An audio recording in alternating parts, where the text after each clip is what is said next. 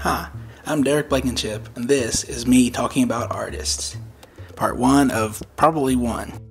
Our first artist is William Kentridge, this guy here. He was born in Johannesburg in South Africa. His dad was Sidney Kay, a famous lawyer who defended Nelson Mandela during apartheid. Kentridge animates using a technique he calls Stone Age filming, where each new frame is the same drawing but with new changes. He draws in charcoal, then erases, then draws more, then erases, and you get it. He started doing this because he was a crappy actor and a crappy painter, so he got a job at an even crappier film studio.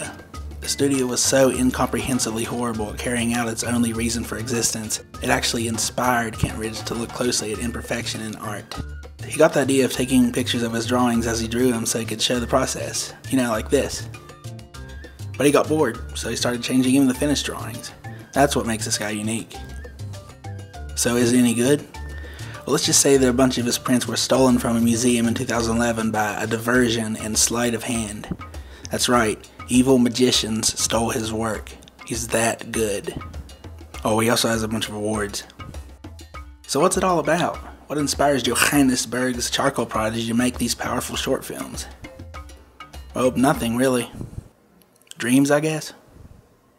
Can one find an art which is connected to politics, which relates to politics, but in which the same ambiguities and uncertainties that one finds when describing the rest of the world exist in the political sphere? And that's not the norm in political art. No. Well, you see, the meanings behind his videos are as sketchy as the drawings are. When Kentridge sets out to make a film, it's only because he feels like it, and he figures out what it means when he's done. Even then, he lets the viewers find their own interpretations. Dreams did give him the name of his recurring characters, though.